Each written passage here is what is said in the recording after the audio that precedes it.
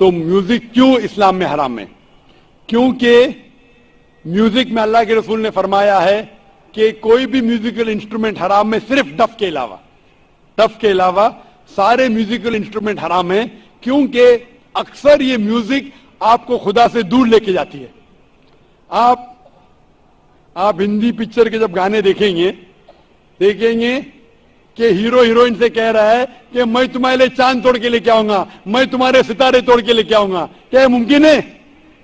मुमकिन है क्या? नहीं, फिर भी हम उसको गुनगुनाते। आज के पिक्चर के गाने 1 2 3 4 5 6 7 8 ये सब गाने जो है अक्सर आपको खुदा से दूर लेके जाते हैं, और म्यूजिक साथ रहती है तो आपका ध्यान भटकने लगता है। इसीलिए अल्लाह से दूर जो चीज लेके जाती है वो हमारे लिए हराम है। वो चीज जो अल्लाह के करीब लेके आती है वो इजाजत है। तो इनमें से एक चीज है म्यूजिकल इंस्ट्रूमेंट। तो डफ के अलावा बाकी सब म्यूजिकल इंस्ट्रूमेंट इस्लाम में हराम है कि जो चाहे हम करें। आज गाना बजाना इतना आम हो चुका है कि शायद ही कोई मुसलमान घर हो हजारों में कोई एक जिसके घर के अंदर साज की लानत ना पहुंच चुकी हो। और कुरान हमें आवाज दे रहा है, व मिनन नासी मन यश्तरी लहवल हदीसी लियुदिल्ला अन सबीलिल्लाह।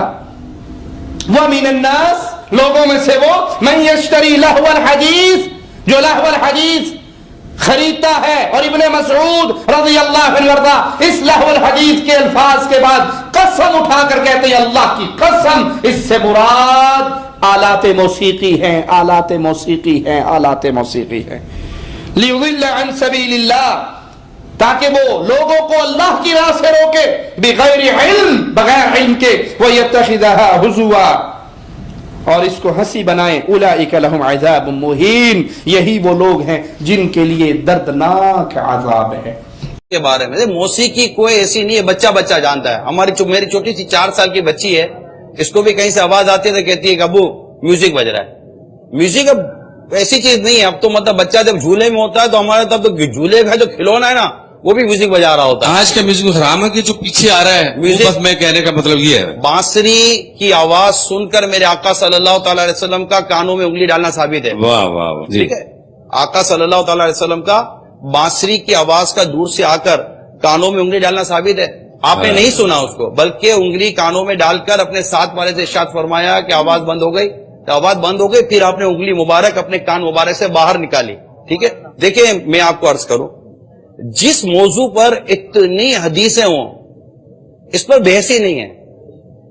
इतनी हदीसें हैं, इतनी हदीसें, इतनी हदीसें हैं कि म्यूजिक हराम और जहन्नम में ले जाने वाला काम है। बुखारी शरीफ में है, और बैठकर ऐसे सुनते रहेंगे और सुनने का मजा खत्म नहीं होगा। यहाँ गाना कितना ही जबरदस्त हो और सुन सुन के उसकी कशिश खत्म हो जाती है। अल्लाह ताला फरमाएंगे कैसा है, कहेंगे या अल्लाह जबरदस्त, कहेंगे इससे अच्छा सुनो, इससे अच्छा सुनो, कहेंगे या अल्लाह इससे अच्छा क्या है, तो अल्लाह फरमाएंगे या दाऊद ताला अरकल मिंबर, ए दाऊद इस कायनात की सबसे दिलरुबा दिलकश आवाज दाऊद अलैहिस्सलाम, मौजज़ा नबूवत आवाज। क्या आवाज थी? जब वो ज़बूर पढ़ते थे तो पहाड़ ऐसे हिलने लग जाते थे, पहाड़।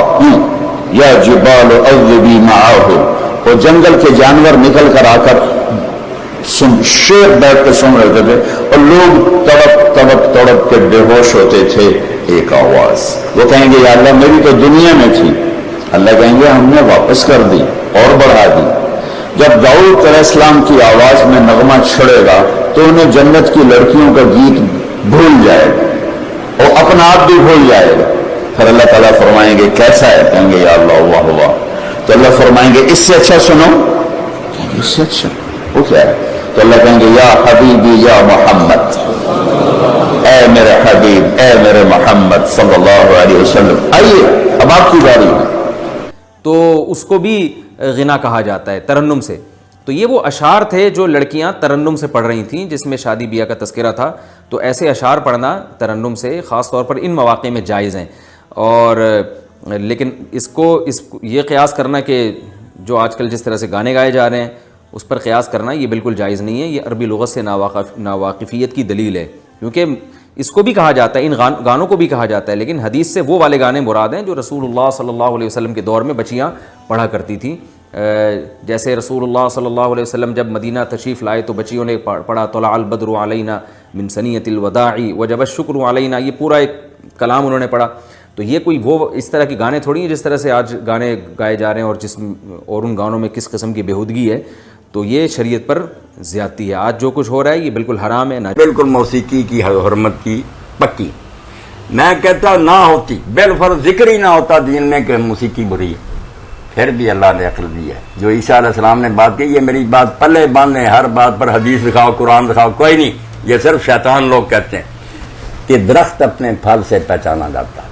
ये बात याद रखो कि मौसीकी के नतीजे देखो कि औरतों का बेपर्दा होना, मर्दों औरतों को मिले, ऐसे नतीजे क्या निकले। अगर तो इससे तकवा पैदा हो रहा है, अल्लाह रसूल की मोहब्बत हो पैदा हो रही, लोग पहले से नेक बन रहे हैं, तो बिस्मिल्लाह, दीन जरूर कहेगा ठीक है। जिससे देखते हैं कि कुरान से मोहब्बत हट की जाती है, अय्याशी की तरफ जा रहा आदमी दिन दिन गर्क हो रहा है, पता नहीं चलता। मौसीकी के बारे में समझ, मौसीकी तरह नहीं रही, अब हर मसला ही हल हो गया।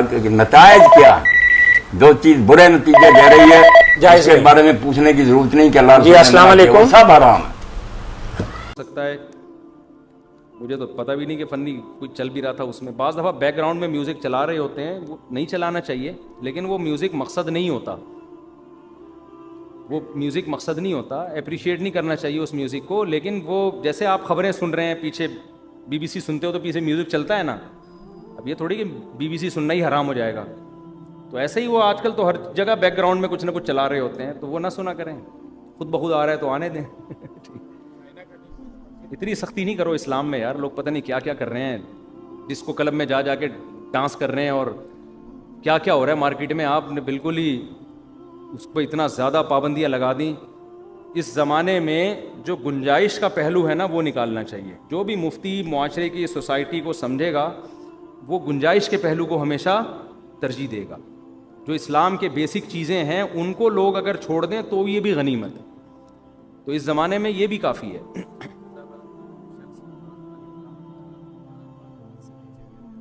तो उठा के चूम के रख ले बस कुरान पाक। नहीं, कोई हदिया नहीं। अब ये जो फौजी लोग परेड करते हैं, ये बगैर म्यूज़िक के हो सकती है? यानी कुछ फतवे ऐसे होते हैं जो मार्केट में देना आसान है, लेकिन जब आपके पास गवर्नमेंट आएगी तो वो नहीं चलेगा। वो परेड करते हुए जा रहे हैं खामोशी से, ऐसा थोड़ी होता है। कुछ जंग के मौके पे दफ बजाना या मोटिवेशन के लिए इस तरह की चीज़ें, ये तो फुक़हा ने भी लिखा है जायज़ है। तो इसकी म्यूज़िक में ये कर लेना चाहिए कि ये जो गाने बजाने के म्यूज़िक हैं ये तो बिल्कुल हराम है। और वो म्यूज़िक जो मोटिवेशन का ज़रिया बन रहा है मिल्ली नगमों में या परेड वगैरह के दौरान, उसको नापसंदीदा कहते हैं, मकरूह कहते हैं। उसके लिए वो कबीरा अल्फाज वो वाले इस्तेमाल ना करें जो बिल्कुल एक डिस्को क्लब में जाके इंसान नाच रहा होता है ना। मैं नहीं कह रहा कि उसको बिल्कुल हलाल कहें, लेकिन थोड़ा हल्का रखें। जितनी शरीयत ने जिस चीज़ को रखा है ना, उसको उतना ही रखें। उसको कहते हैं नापसंदीदा है, मकरूह है, इस तरह के अल्फाज इस्तेमाल करें। उस पर वो हकाम लोग बहुत उल्टा सीधा कर रहे हैं। जुनैद जमशेद की जब नज़में आना शुरू हुई ना, उसमें भी थोड़ा बैकग्राउंड में हुआ हो रहा होता था। लोग कहते थे ये देखो म्यूज़िक। मैंने कहा भाई वो डिस्को क्लब से आया है यार, अब उसको इतना तो करने दो थोड़ा सा। उसको बिल्कुल ही आपने सूफ़ी बना के वो क्या करेगा बैठ के? फिर थोड़ा सा तो फिर अट्रैक्शन उसमें नात में या कोई उसमें पैदा करने के लिए थोड़ा सा तो आवाज़ में इको, लोग इको के भी खिलाफ हैं बाज़ लोग, तो थोड़ा होला हाथ रख। हमास की बात को मैं आगे से कंटिन्यू करना चाहूँगा कि फॉर एग्जांपल जिस तरह हमास कह रहे हैं ना कि हम लोग म्यूज़िक सुनते थे रात भी दिन रात भी, मैं भी खुद ऐसे ही था। मेरे लिए ना एक बड़ा शॉकिंग वाक़या था कि एक शेख थे, उन्होंने ये इंसिडेंट बताया कि जो लोग बहुत ज़्यादा म्यूज़िक सुनते हैं ना, तो डेथ तो देखे आनी है, मरना मैंने भी है, आप सब ने भी मरना है। डेथ के वक्त आप सल्लल्लाहु अलैहि वसल्लम की एक हदीस है कि जो इंसान इन्नमल अमालु बिल ख़वातीम, यानी हमारे जो अमाल है ना वो जब ख़त्म होंगे ना उस हिसाब से जज किया जाएगा। यानी इसका मतलब ये है कि अगर मैं म्यूज़िक सुनते सुनते रात को मर जाता तो क़यामत वाले दिन जब मैं उठाया जाता ना, सब लोगों को अपनी अपनी पड़ी होती, मैं तब भी म्यूज़िक हेड बैंगिंग चल रही होती मेरी तब भी। तो हमारी यूथ को ना एटलीस्ट थोड़ा सा ये सोचना चाहिए कि देखें मौत से कोई भी नहीं फरार हो सका। पूरी कायनात में ना कोई भी इंसान या कोई भी इवन फरिश्ते जिन्नात कोई भी मखलूक मौत से नहीं भाग सकती। तो we should prepare for it. आपको एक स्कॉलर का वाक़या मैं आपको बताने लगा हूँ। There was an old guy, वो ना अपने डेथ बेड पे थे। तो लोगों ने ना कोई सिंगर था, अरेबिक सिंगर था या थी, उसका एक सॉन्ग्स लगाए हुए थे, बहुत बीमार हैं, अबाउट टू डाई। एक स्कॉलर आते हैं, वो कहते हैं अल्लाह का खौफ करो, ये बंदा मर रहा है और तुम यहाँ पे गाने सुना रहे हो उसको।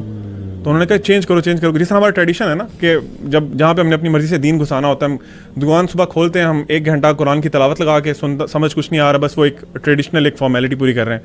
तो उन्होंने भी फ़ौरन से ना चलो जी एक कैसेट निकाल के कुरान की कैसेट डाल दो।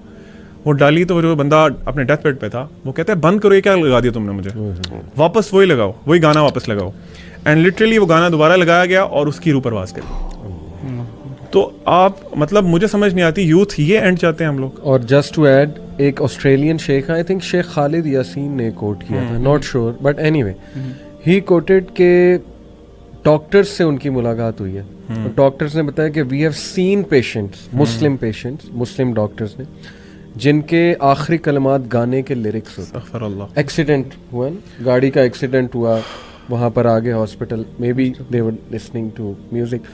तो अल्लाह माफ़ करे, देखें कलमा आएगा ही तब जब may be you have fulfilled the conditions of कलमा। बाकी अल्लाह की रहमत जिसको चाहे माफ़ कर दे, इसमें को हम होप भी दिलाते हैं। ऐसा नहीं कि हम बहुत ज़्यादा होपलेस कर रहे हैं, लेकिन यू शुड नो कि the way you live will decide how you die. ये तो बहुत बेसिक सी बात है। तो एक बात और ऐड कर दूं, हमास आपने जो अपना एक्सपीरियंस बताया, एक स्टूडेंट, फीमेल स्टूडेंट हमारी क्लास में एक आती थी, बहुत आज से 4-1 साल पहले की बात है। She was into music a lot, in fact so much कि वो म्यूज़िक पे डिग्री कर रही थी कहीं बाहर से, और उनकी कोई दोस्त उन्हें लेकर आई थी हमारे पास। उन्होंने मुझसे सवाल किया म्यूज़िक के ऊपर, मैंने कहा आप कुरान सुना करें। Do you know what she said, and I appreciated कि you are being honest. She said कि मुझे कुरान सुन के नहीं वो फील आती जो आप जो म्यूजिक से आती है, नहीं आती, सीधी सी बात। बल्कि यहाँ तक सख्त अल्फाज जो आपने कहे कि मुझे तो कुरान खटकता है, अल्लाह माफ़ करे। तो उस वक्त अल्लाह ने ही ना मेरे जहन में एक लॉजिक थोड़ी सी डाल दी अल्लाह की तरफ से। मैंने कहा कि इट्स ओके, बिकॉज जब आप बीमार हो ना, टाइफॉइड हो, तो ज़बान का टेस्ट लॉस्ट हो जाता है। तो आपको ना पेस्ट्री अच्छी लगेगी, ना केक अच्छी लगेगी, वो चीज़ अच्छी नहीं लगेगी आपको, क्योंकि अभी वो टेस्ट नहीं बना। बिल्कुल। जब बीमारी दूर होगी दवाई से थोड़ी, तो इंशाल्लाह you will start loving all the food. उस बीमारी में आपको फूड अच्छा नहीं लगेगा। तो it worked, kind of worked for her. मुझे नहीं पता क्या फिर आगे हुआ, लेकिन एनीवे उस टाइम अल्लाह ने डाला। तो वही बात है कि जिस स्टेट में आप हैं, हम अपने आप को देख लें, हम जिस स्टेट में थे। बल्कि मैं आपको वो कोट भी कर देता हूँ, एक बड़ी फेमस किताब है, किताब का नाम बड़ा फजूल है, learn the art of not giving a dash, anyway, लेकिन बड़ी मशहूर हुई। तो उसमें एक चैप्टर है Newton's third law of emotion, ये उन्होंने खुद अपनी तरफ से टाइटल रखा है, लेकिन साइंटिफिक रिसर्चेज उन्होंने कोट की। चैप्टर का एंड में नीचे टैग लाइन है कि your identity will stay your identity until a new experience acts against it। जब तक आप उस जोन में है ना, और आपने कोई और नई चीज एक्सपीरियंस नहीं की, आप उसी को डिफेंड किए जाएंगे। आपके लिए वही दुनिया। नहीं ये हम भी यही कहते थे, तबलीगी जमात आती थी, नहीं जी ये तो म्यूजिक हराम कहते थे। लो जी, इन्हें क्या पता, इन्होंने तो सुना ही नहीं कभी, इनको क्या पता मेटल क्या एनर्जी देता है, क्या ड्राइव देता है। तो उसके एक्सपीरियंस शेयर करूँगा। मतलब उसने मुझसे सवाल किया था कि यार आप, कोई इंसान सॉन्ग सुनता है, चले वो कुरान भी सुन रहा है और साथ साथ सॉन्ग भी सुन रहा है, क्यों आप जज कर रहे हैं किसी को? उसकी पर्सनल चॉइस है। कोई डांस करना चाहता है, वो नमाजें पूरी कर रहा है, आप क्यों उसको जज कर रहे हैं? हो सकता है उसके दिल में आपसे बेहतर ईमान हो। सही। तो उस वक्त मेरी अकल के मुताबिक जो मैंने उसे जवाब दिया था ना, वो यही मैंने कहा था कि यार अगर तुम डांस कर रहे हो, सॉन्ग सुन रहे हो, और तुम्हें उसी में मौत आ जाए और तुम उससे सेटिस्फाई हो, तो तुम सुनते रहो। बेहतर पैरामीटर उसको जज करने का ये है कि आप देखो कि मौत अगर मुझे इस हालत में आ जाए तो क्या मैं कंफर्टेबल हूँ, मैं जाऊँगा इस दुनिया से वो काम करते हुए। उसके बाद भाई इसके अलावा ना, मैं एक स्कॉलर को सुन रहा था, उन्होंने एग्जांपल दी। उन्होंने कहा कि देखें आप, जिस तरह आपने बताया कि वो डांस कर रहे हैं, आप किसी भी गुनाह में इन्वॉल्व हैं, अल्लाह के नबी सल्लल्लाहु अलैहि वसल्लम आ जाते हैं। इमेजिन करें, थिंक फॉर ए मोमेंट, तो क्या आप उनको शो कर सकते हैं कि आप जो कर रहे थे?